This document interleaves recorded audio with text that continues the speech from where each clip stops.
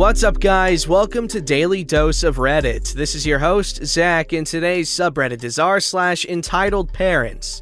Alrighty, boys and girls. This story's called Large Entitled Stepfamily Treats My Small Family Like Servants. What can I say? They just seem to find me at the low points in life. Here is another very long, dark memory of my encounter with entitlement. This time with an entire entitled family. Backstory. So after dealing with the fallout from my mother's passing, my father starts dating. My mother and father were only in their 50s at the time of my mother's passing. More than enough time has passed for grief, and I do know my mother begged him to not live his life alone once she was gone. Basically, I see this as a good thing. So behold, after a year or so of dating, I get a new family. A stepmother, stepsisters, the works. And perfect timing because my dad's about to be a grandfather. The new family is quirky. There's some entitlement I spot right off the bat, and the older generation definitely has inherited the worst of the Depression-era traits. For example, during summer holiday cookouts, my wife and I get some flack from the oldest generation like, "Your wife makes more than you and you call yourself a man?" Yes, she does, and yes, I do. I have a vocational school education, she's got Ivy League college. No crap, she makes more than I do. "Wife's place is in the home raising the kids." Yeah, sorry. The days of the one-income way of life faded in my father's generation.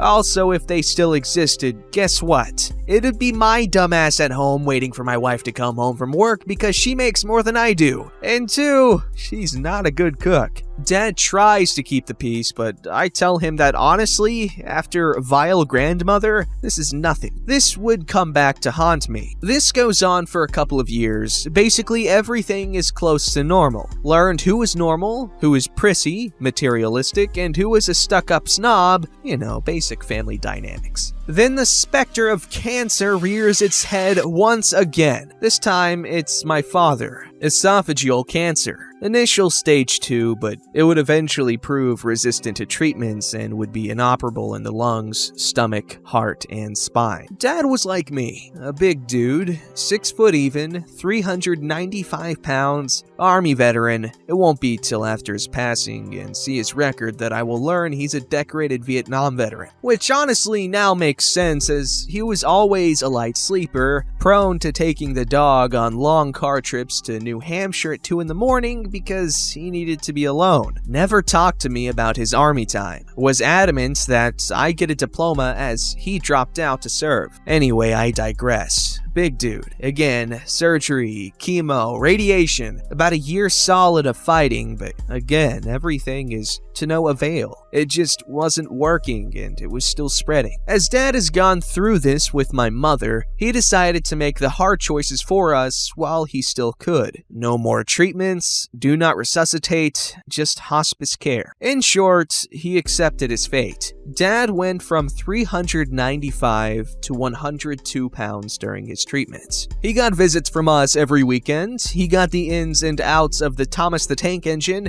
and spent time playing with his granddaughter. Too soon, his health turns, and in the end, it would be a blood clot that would take him, which in itself was a mercy. No pain, very quick. Now, days before his passing, Dad asks me to keep the family together, that my stepmom has had some crap go down in her life and needs family support. I agree. My father passed in late 2011. True to my word, I invite the whole family over for Christmas of that year. Seems to be a pattern with me, but as I'm not deeply religious, I see Christmas as a time for friends and family. My wife and I have a nice house. Our bottom floor has an open floor plan, and we use it for entertaining with a big TV, billiard table, full bar, huge sectional sofa, and a big wood stove. We have the space to entertain the family. I provided the food and drinks. I'm cooking all the food. Basically, the family just has to show up and not be a schlong. Well, the first part came to pass, but not the second. First thing, everyone brought take-home containers with them. Okay, odd, but I always make way more food than needed, so while a little presumptuous, not too bad. Now, I hold an old Irish tradition close to my heart. We always set a place at the table for those that could not be with us in hopes that they may join us. For those that need a deeper explanation, a place of honor is set in remembrance of those lost to us. Well, the main table won't seat everyone, so we have a secondary table set up. So I explain the situation that we will have to mingle families across all the tables. I'm immediately looked at like I'm a talking monkey. One of my new step-family members, Stuck Up One, states that they can push together and their whole family can sit at the main table, while we get the other table. The newer generations of the step family, Stuck Up's daughter, remarks that they don't want to mingle with that family, and I can already see I have committed to a cascading cluster lovemaking session that will ruin this day. I tell them about the place of honor setup, and I'm laughed at by just about everyone at the main table. Bear in mind, just a few months ago my dad passed. To make the point that my tradition means screw all, a huge scoop of food is dropped on that plate with a whoops. Guess it's a seat for me from now on. That would be Stuck Up Daughter. Okay, I'm making note of what's going on and I realize why it's happening. My father's gone. I'm not part of this family. Never have, never will be. It's confirmed throughout the evening. Once dinner is finished, everyone goes to the large family room. When my family and I head down, every one of the step family heads upstairs to cram into the living room. When we head upstairs, they all filter back downstairs. I actually stop one of my stepsisters and ask pointedly, "What's going on?" I'm told that they were not sure, that they have never seen their family act like this. I believed her, as she had the same "what the fuck" look as I had. It just snowballs from there. Nobody asks for anything, they just take it. Desserts are consumed before they can be shared, bottles of wine opened and drank, plates left all over the house, spills on the floor left to be cleaned. The old generation is in perfect form. We gave too much to our child for Christmas because we both work. My wife's mother is raising our child. We're horrible parents. The final insult came that night when the step family's oldest took a massive crap everywhere in the bathroom but the toilet and needed help getting out of the bathroom. He received help from his family, but did they bother to clean it? Hell no, they had staff for that now. The day is finally over. Everyone from the step family has left. All that remains is me, my wife, my daughter, and my mother-in-law. This is when we find all the trash, food, plates, and the FUBAR bathroom. We are at our wits' end. Now, having literally and figuratively been crapped on, I called my stepmother and asked what was going on.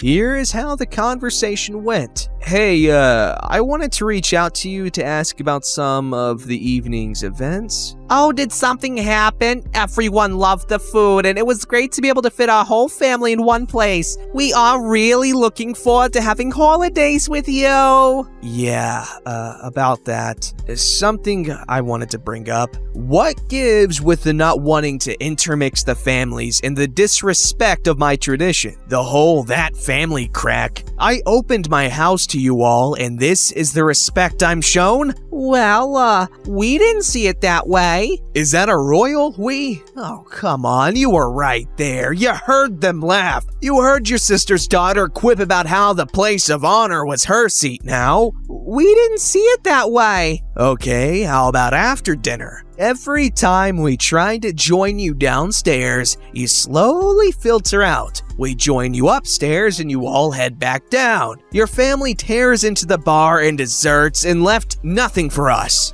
That didn't happen. Yes, it did. Ask your own daughter. She was confused by it also. Why are you saying these misconceptions? None of this took place. Really? So you all didn't fill your to-go containers while your dad took a crap all over my bathroom. That was a misconception. Oh, and the fact that your family went to help him in the bathroom, they would have seen the crap everywhere. You just left it for us. He's old. He can't control himself. So, you knew! I understand he's old, but how is it my responsibility to clean his crap up? It wasn't that bad. That's not a freaking excuse. His crap is on the freaking ceiling. Look, I'm used to your parents saying crap like my mother-in-law is raising my kid and I'm not a man for making less than my wife, but this was uncalled for. There was silence on her end.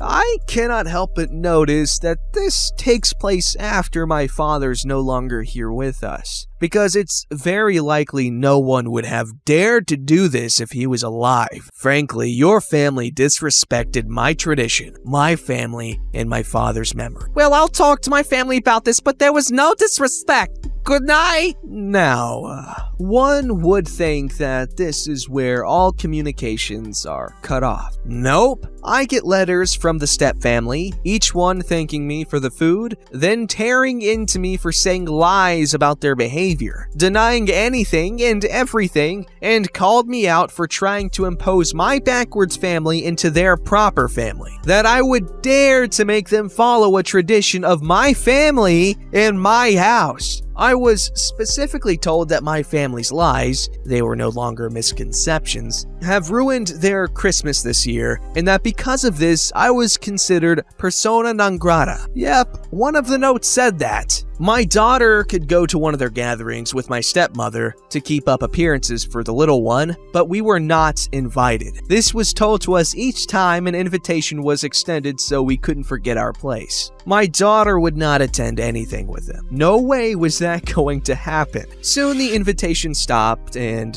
the stepfamily has faded into memory. I couldn't keep my word to my dad. I did try to include them as family, but I think he wouldn't want me to continue after that holiday disaster and their true colors were shown. Our holidays are small now, but no longer are they stressful. I still provide and cook all the food and just enjoy the holiday with my less than proper family. And I still keep the tradition of setting a place of honor for those that could not be there with us. And typically, one of our cats will hop up in the chair to watch the family before settling in for a nap. Well, first off, sucks to have two losses that close together from similar things. Opie's dad here was one BAMF. But it really sucks that your stepfamily had to be that entitled, really. Why is it that second marriages tend to be so, bad? At least that's how they're depicted as in stories and stuff like that. Are your standards for just everything lower the second time around? I think that they'd be higher because, I mean, it's not your first rodeo and you've already been through the whole divorce thing and it all sucks, I'm assuming. I've never had a divorce. This story's called, Lady, the tablet's not yours. Hello, strangers. For context, I'm playing on my brother's tablet on the bleachers in the summer camp's gym, waiting to be picked up. My brother went off to do something and he let me use it. The entitled brat just happened to be in my camp. Yippee! Here's the cast. There's me, Jimmy, the entitled brat. The entitled mother, Karen. my brother, let's call him Eddie, staff member, Stuart. Here's the story. I'm sitting in the bleachers playing Fruit Ninja, about to beat my brother's high score, when this 8-year-old looking Jimmy, I was 12 at the time, my brother 10, came up to me and asked me, Hey, can I have your tablet? No, this is my brother's and you have to ask him. I doubt he would give it to you anyways. Come on, he's not here. No. Fine. He stomps away, leaving me thinking that was that. Boy, was I wrong. I go back to playing my game. I was 5 points away from beating my brother. Keep in mind, I'm the kind of guy who doesn't take anyone's crap. After a few rounds of trial and failure, I look up to see Jimmy telling his mom, Karen, something. I think nothing of it and go back to playing. About 20 seconds later, Karen is standing over me. Can I help you? You have something my son wants. Give it here. She thrusts her hand towards me, making the gimme gesture. I take this moment to examine Karen. Kind of fit, kind of not. Has a scowl on her face that would make me think she can have her way with anything and anyone. She can have her way with me. It's a joke. And then I see a very smug Jimmy standing behind her. I'm not going to give them what they want. No. I'm an adult. Give it here. She said that last part like I couldn't understand English, so I decided to do it back to her. It's my brother's tablet. No. How dare you talk to me that way? You're not getting this tablet, lady. Go away. At this point, I want to go back to playing, so that's what I do. Big mistake. Don't you ignore me. What do you want? You know what I want, so give the tablet to me now. My son wants it, and you're too old to be playing childish games anyhow. Is it just me, or do a lot of Karens on this subreddit say that a lot? If they're so childish, why are you exposing your son to this stuff? She stops for a moment. I'm an adult. Now give it. She then tries to take it from me, so I tuck it under my arm. Now go away, raising my voice so maybe people can hear. Jimmy then starts crying and yelling, I want it, I want it, I want it. It's weird how Karen's Hellspawn actually did a better job at getting attention than me. Still saved the day. Edward walks in the scene. What is going on here? Listen here, kid. We're trying to do something here, so buzz off. As long as you leave my brother alone. There my little brother is, saving the day, I say very loudly. Lady, leave us alone. Finally, one of the staff members, Stuart, who happened to be wearing a pair of AirPods and doing a shoddy job of hiding them. What is going on here? These spoiled brats just took my angel's tablet and they won't give it back. She then went on about some baboon snot nobody wants to hear. The point is, she lied so she can give the tablet to Jimmy. And now, OP and Edward. I was scared I was gonna get in trouble. Jimmy wanted my tablet. I told him no, and now his mom is trying to get me to give it to him. If you want proof, he looks at Karen. Ask if her son knows the code. She went pale. My baby doesn't need to do that. Good idea, Edward. Jimmy, put in the code. Well, can you leave us alone now, Karen? Booty, I can't believe these staff members. She shouts insults at us as she drags her wailing kid out of the gym. I made sure to thank Stuart and make sure he didn't get fired and back up his side of the story when Karen talked to the boss. That's a story. Thanks for reading, and good night, strangers. Seems these Karens use the same logic behind their thievery in both everyday life and in divorce courts, which they are in a lot, it seems. Because nobody wants to stay married to a Karen. And also because they always be stealing in these divorce courts. Ayo! Don't forget to like, subscribe, and hit that bell to never miss an episode.